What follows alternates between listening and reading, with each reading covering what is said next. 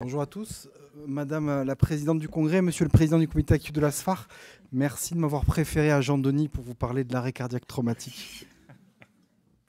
Pas de conflit d'intérêt avec la présentation, si ce n'est qu'on fait pas mal de masterclass avec le réseau occitanien Occitrauma, mais c'est dans le cadre de la formation continue, je ne touche pas d'argent dessus. Quoi de mieux que la traumatologie pour parler de causes de mortalité évitables? On sait que depuis de nombreuses années, en traumatologie, on s'est intéressé à ces causes de décès pour pouvoir améliorer la pratique et la qualité des prises en charge. Et dans les séries, on retrouve classiquement entre 20 et 50% des causes qui seraient évitables ou qui étaient évitables. Donc c'est des choses qui sont vraiment beaucoup étudiées et beaucoup considérées par les experts pour pouvoir s'améliorer en termes de pratique. Donc c'est quelque chose qui maintenant est bien rodé dans la culture des traumatologues. C'est vrai que bon, il y a des causes qui sont des causes organisationnelles ou des choix, des erreurs, des erreurs diagnostiques, des erreurs thérapeutiques, les fameuses errances thérapeutiques ou diagnostiques. Il y a aussi des erreurs techniques. Là, nous, on va se centrer plutôt sur les causes en termes d'étiologie, mais en tout cas, on peut voir que selon les séries, on est sur des taux de mort qui peuvent être assez nombreuses ou suspectées nombreuses. Et donc, c'est quelque chose qu'il faut vraiment avoir en tête. Sans surprise, je vous propose un plan d'analyse assez standardisé, une réflexion airway, respiration, circulation et hémorragie, état neurologique et l'exposition extérieure à l'environnement. Alors, voici le plan que je vous propose, assez simple. L'airway, évidemment. Alors bien sûr, souvent les patients ils sont déjà intubés, mais finalement c'est toujours important de questionner la qualité de l'airway. Et c'est vrai que de temps en temps, on peut se retrouver avec des patients qui ne sont pas intubés et pourtant on a l'impression que c'est quelque chose de pas fréquent parce qu'on peut se dire ben non c'est bon, le médecin il est intubé, c'est réglé. Ben non, c'est pas réglé et on voit que dans les études autopsiques, il y a quand même un nombre conséquent de patients qui finalement n'auront pas un airway stable et notamment des intubations œsophagiennes, vous le voyez dans cette série. Ici, c'est un patient qui est arrivé, qui est en train de faire l'arrêt cardiaque devant nous, ramené par un anesthésiste réanimateur. Et vous voyez, la sonde a été sortie. Donc, soit elle est mal rentrée, soit elle est mal positionnée, soit elle est sortie, peu importe.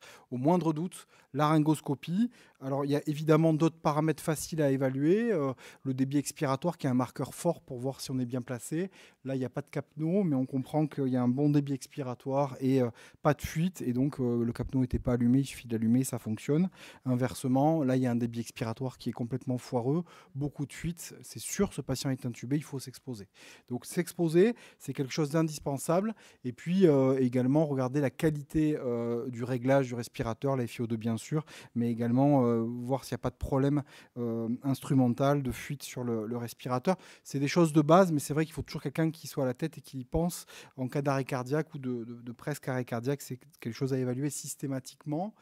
Une fois qu'on a fait cette sécurisation de l'airway, c'est un peu comme ça qu'on l'appelle, il faut effectivement éliminer les tamponnades. Alors on y pense tous, la tamponnade gazeuse et l'épanchement péricardique. Là aussi, ce sont des étiologies qui sont fréquentes. Encore en 2023, les causes de décès sont importantes. Et effectivement, le pneumothorax en premier lieu, c'est un problème encore présent aujourd'hui et qui est sous-traité dans les prises en charge malgré la médicalisation, notamment en France.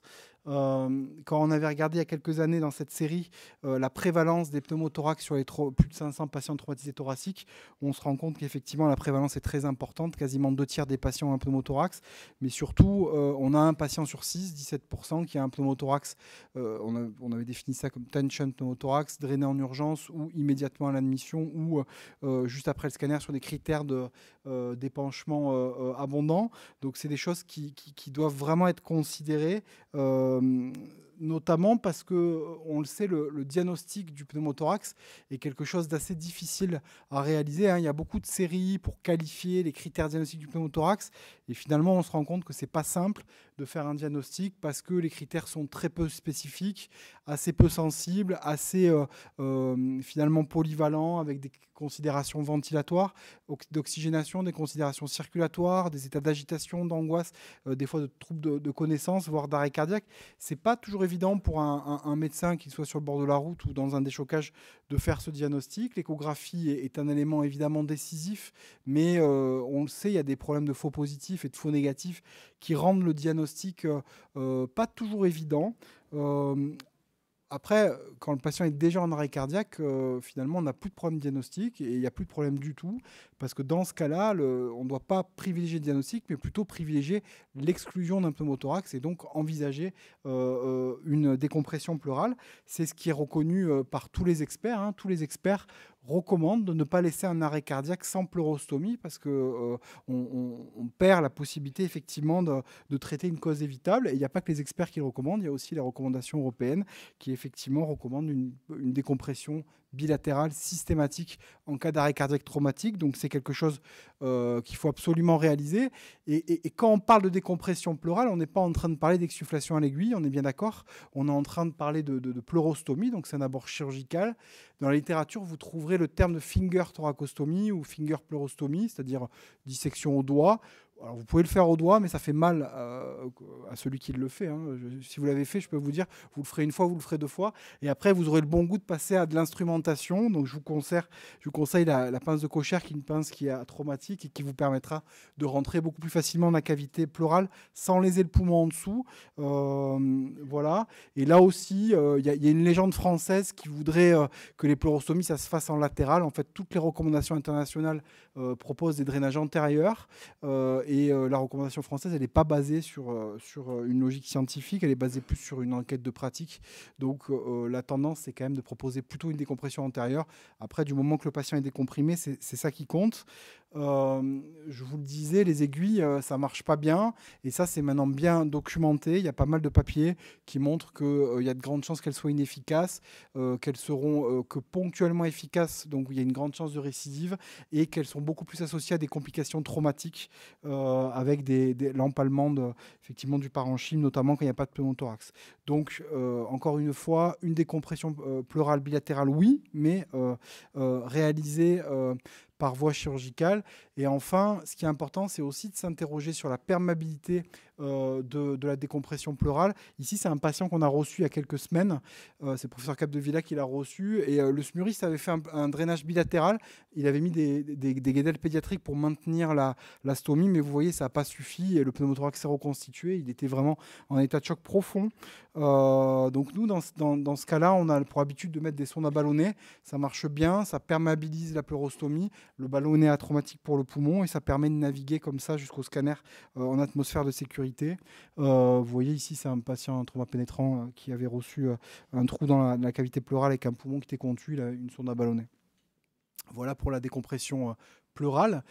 Dans les tamponnades, on a également l'hémopéricarde. On y pense tous en cas de trauma de la cardiac box, bien entendu. Alors, on a tendance à penser que sur du blunt trauma, ça n'existe pas. Moi, je l'ai longtemps cru et on en a vu quelques-uns ces derniers temps. La prévalence, effectivement, est assez faible, mais elle existe. Et donc, en cas de défaillance circulatoire sur du blunt trauma, il faut quand même éliminer l'hémopéricarde qui peut être due à une contusion myocardique sur du blunt, une forte décélération ou à une rupture de la paroi cardiaque. Contrairement à ce qu'on pense, l'épanchement péricardique en situation traumatique, il est rarement liquidien. C'est souvent une galette. Ici, c'est un patient qu'on avait reçu. Alors lui, il était en choc modéré. Il a bénéficié d'un drainage percutané. Mais en fait, la majorité des prises en charge, elles ne se feront pas par voie percutanée. Elles se feront par voie chirurgicale. Et il faut le dire, dans la plupart des cas, le drainage percutané n'est pas la solution, contrairement à ce qu'on pense. Et toutes les études qui sont intéressées aux lésions cardiaques sous-jacentes à un hémopéricarde montrent que dans la plupart des cas, 3 quarts dans cette série de patients thoracotomisés, il y a une lésion des cavités cardiaques sous-jacentes. C'est pour ça que la totalité des recommandations internationales sur la prise en charge du trauma en arrêt cardiaque recommandent une thoracotomie d'emblée, donc les thoracotomies antérieures type clamshell. J'en reparlerai plus loin pour pouvoir décomprimer le péricarde. Ça, c'est si le patient est en arrêt, bien entendu. Voilà pour les tamponnades. Il y a ensuite, on y pense tous, les chocs hémorragiques traumatiques. Alors, le diagnostic, il peut être assez facile quand on le voit devant nous. Des fois, on a tendance à sous-estimer une lésion hémorragique qui saigne devant nous. Et puis, il y a bien sûr la fast écho ou l'examen clinique qui peut permettre de prédire une lésion abdominopelvienne. Et enfin, je vous mets en garde contre les lésions de la face qui peuvent beaucoup saigner. Le sang ira dans l'estomac. Vous le verrez éventuellement à la fast écho. Et c'est la laryngoscopie qui vous donnera le diagnostic. Et vous pouvez avoir des patients qui sont en défaillance multiviscérale et en choc hémorragique profond ou en arrêt sur ces saignements-là. Je vous mets quand même en garde sur les conclusions un petit peu hâtives. On en a parlé ce matin. L'hémopéritoine sur un trauma du bassin, c'est associé à beaucoup de faux positifs. Dans cette série, il y a un peu plus de 10 ans, on avait montré que la plupart des patients qui ont un saignement artériel pelvien, ils vont avoir un hémopéritoine au moins modéré. Donc, si vous prenez la FAST, vous risquez de faire une erreur diagnostique. Mais bon, quand le patient est en arrêt, on n'en est plus trop à se poser des questions. Et dans ce cas-là, si on a un saignement thoracique, la recommandation est, on l'a dit, thoracotomie antérieure bilatéralisée, 5e espace, on passe sous le sternum, donc il n'y a pas de sternotomie, on passe en dessous, c'est d'abord recommandé en urgence. Il y a beaucoup de séries et de descriptions, technical notes dans la littérature là-dessus. La première étape, s'il y a un épanchement péricardique, c'est une décompression du péricarde avec un abord médial pour éviter les lésions des nerfs phréniques et une coupe en T inversée. Une fois que le cœur est décomprimé, s'il y a un trou dans la paroi, on va le boucher avec le doigt du copain ou une sonde de Foley ou une pince de Satinsky. Ensuite, on peut réaliser un massage cardiaque interne pour optimiser la perfusion tissulaire. Si le poumon saigne abondamment, on va réaliser un clampage du île pulmonaire après dissection du ligament triangulaire ou un twist pulmonaire en tournant le poumon. Une compression du poumon peut être également réalisée avec une compression qui peut remonter jusqu'au vaisseau si c'est une lésion de la sous-clavière. Et enfin, un clampage de l'aorte thoracique descendante peut être réalisé pour pouvoir maintenir une post-charge, favoriser la perfusion du cerveau et des coronaires et également contrôler un saignement abdominal s'il y a une lésion associée. Et enfin, dans certains cas, une ECMO peut être posée en mode centralisé pour réaliser un bypass chirurgical ou une ICPR de complément. Donc ça, c'est l'abord qui est recommandé et enseigné dans toutes les écoles de chirurgie traumatologique. Si le saignement est abdominopelvien, le traitement est simple, le Rébois, même si vous aurez une session pour contre. La plupart des experts maintenant recommandent de réaliser soit un Rébois, soit un clampage de l'aorte par voie thoracique, on vient de le voir. Dans une série d'il y a quelques années, l'équipe de Baltimore avait bien montré qu'en arrêt cardiaque, les temps de pause et la qualité de pause est obtenue avec beaucoup de succès. On est à 9 minutes en médiane dans cette série de presque 100 patients. Et quand on compare la pause d'un Rébois avec le gold standard historique qui est la thoracotomie de ressuscitation, le clampage gauche, on retrouve une supériorité pour les patients non en arrêt cardiaque et une équivalence pour les patients en arrêt cardiaque. Donc vraiment, le Rébois, c'est le gold standard. Moi, mon avis personnel, il va paraître dans un jury dans quelques semaines. C'est quand même que si vous posez un Rébois, c'est mieux de le faire avant que le patient soit en arrêt cardiaque, parce que quand les patients sont en arrêt, souvent on est très tard dans la prise en charge. C'est dommage d'attendre. Donc quand même, si vous avez un patient en choc, posez-le à un moment donné. N'attendez pas qu'il soit en arrêt pour le poser. Voilà pour les saignements abdo-pelviens. Il y a bien sûr des traitements sur les saignements périphériques. Bon, je ne détaille pas, vous connaissez. Et puis, s'il y a un saignement de la face, réellement, c'est des lésions qui sont très difficiles à contrôler. Il faut être assez agressif. Et tout commence par un tamponnement postérieur avec des sondes de Foley. N'utilisez pas dans les situations extrêmes les sondes qui sont vendues, la double ballonnée. Elles ne fonctionnent pas bien. Il faut vraiment les mettre en traction. Ce qui fait l'hémostase, c'est une traction du bas vers le haut pour pouvoir obturer les coanes. Donc ça, c'est important. Et donc, il faut mettre des sondes de Foley, mais il faut surtout les mettre en traction. Et ça, c'est le point de départ du contrôle du saignement. Et bien sûr, cette tentative hémostatique, elle s'associe avec une transfusion de culot et de PFC dans le cadre d'une transfusion massive, on l'imagine. Donc une fois qu'on a traité les problématiques de l'airway, qu'on a traité les problématiques de tamponnade, qu'on a traité éventuellement le choc hémorragique d'où qu'il vienne, il reste des causes qui peuvent être neurologiques, métaboliques. Bon, dans ce cas-là, il faut avouer qu'il n'y a pas vraiment de traitement spécifique à part l'hypercalémie, on vient de le voir. Mais finalement, le seul traitement qui peut être proposé à ce moment-là, c'est probablement l'assistance circulatoire, l'ICPR, extracorporel cardiopulmonary resuscitation. Dans le domaine médical, on sait que l'ICPR est devenu vraiment une référence dès qu'on est sur une situation où il y a un faible no-flow, une situation éthiquement acceptable en termes d'âge et de comorbidité. Et vraiment, il y a une vraie plus-value sur les arrêts réfractaires à réaliser une cannulation pour reperfuser ces patients. Dans le cadre traumatique, c'est pas étudié. Il y a une utilisation de plus en plus proposée. Il y a quelques publications d'expérience, mais il n'y a aucune comparaison dans la littérature qui nous permette de supporter cette recommandation. En tout cas, c'est probablement la seule chance qu'on ait, avec quand même, il faut avoir la conviction que selon la lésion sous-jacente qui était la cause de l'arrêt cardiaque, on ne va pas avoir le même espoir de récupération et de survie. Très clairement, si la lésion est thoracique, on a de grandes chances qu'on puisse éventuellement réverser la situation si la lésion n'est pas létale. Si il y a un choc hémorragique, c'est peut-être plus discutable. Et si c'est neurologique, forcément, il y a de grands doutes qu'on soit vraiment efficace. Sur le choc hémorragique thoracique, il y a des équipes qui n'ont pas les chirurgiens cardiaques sous la main et qui proposent de faire des ICPR premières pour ensuite basculer au bloc opératoire en un second temps. C'est proposé avec succès. Et quand même, la tendance actuelle là, qui est en train d'être proposée, c'est ce qu'ils appellent la perfusion de l'arche aortique. C'est des choses qui associent finalement un rébois avec une sorte de perfusion de sang oxygéné. Et ça, c'est en train d'être testé avec l'utilisation de rébois sur lequel on va injecter du sang oxygéné soit par rébois percutané, soit par réalisation d'une thoracotomie gauche. Et la limite de ces travaux, c'est qu'effectivement, pour l'instant, c'est des équipes qui n'ont pas l'habitude de l'ECMO, donc les machines ne sont pas forcément taillées pour tourner. Mais en tout cas, et c'est ma dernière diapo, ce que je trouve très intéressant, c'est quand on regarde dans ce travail expérimental, en comparaison du choc hémorragique, réaliser un rébois avec une transfusion dans le secteur veineux et la réalisation d'une perfusion oxygénée dans le secteur artériel, ben on se rend compte qu'on est beaucoup plus efficace en perfusant du sang oxygéné par voie artérielle.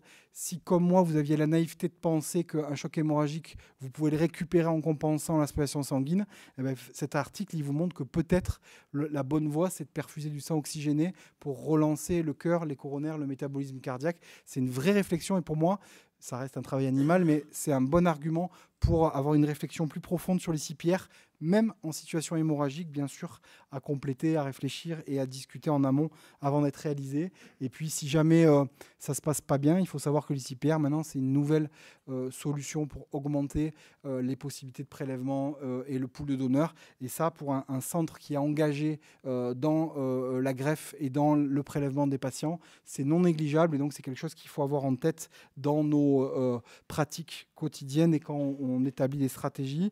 Donc, la conclusion sur l'arrêt cardiaque traumatique, c'est évidemment d'avoir une stratégie qui va être codifiée, qui est réfléchie de manière systématique autour d'un plan d'analyse systématiquement le même. L'airway, c'est simple, mais il faut y aller, c'est certain. La pleurostomie, pas de discussion, une pleurostomie bilatérale, et après on réfléchit. Si bien sûr le saignement est thoracique, ce sera une thoracotomie en salle d'urgence type clamshell avec un chirurgien thoracique bien entendu. Si ça pelvien, ce sera probablement une bonne solution d'envisager le rébois en première ligne avant de voir autre chose. Et puis, bon, le rébois, on en a parlé. Et puis, pourquoi pas l'ICPR à réfléchir et à construire avec ses équipes si vous avez cette possibilité dans votre centre. Je vous remercie.